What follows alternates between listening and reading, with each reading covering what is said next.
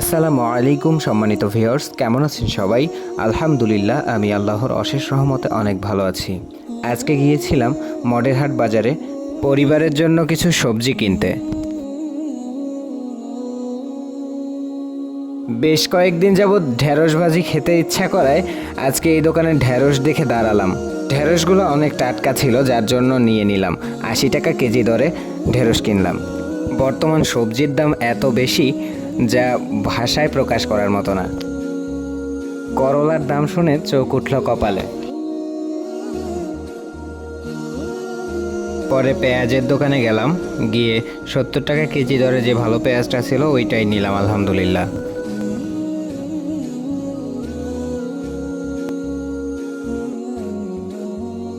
আলু অনেক পছন্দের, এজন্য আলুটা নিতেও ভুললাম না। এইদিকে আবার বাসাতেও আলু নেই, যার জন্য আলু কিনলাম। পাশের দোকান থেকে রিয়াজ ভাই আবার পেঁপে কিনলেন। মোটামুটি কেনাকাটা শেষ করে আমরা গাড়ির কাছে ফিরে আসলাম। পথিমধ্যে আমাদের সাথে দেখা হয়ে গেল সেই ব্যক্তির, যাকে অনেকক্ষণ যাবৎ আমরা খুঁজছিলাম। যদিও সে আমাদের সাথেই এসেছিল, কিন্তু এসেই হারিয়ে গিয়েছে অনেক লোকের ভিড়ে। আলহামদুলিল্লাহ, আমাদের সব কাজ শেষ করে ফিরতে পথে ছেলের জন্য কয়েকটা প্যান্ট কিনে নিয়ে মাদ্রাসায় ফিরলাম।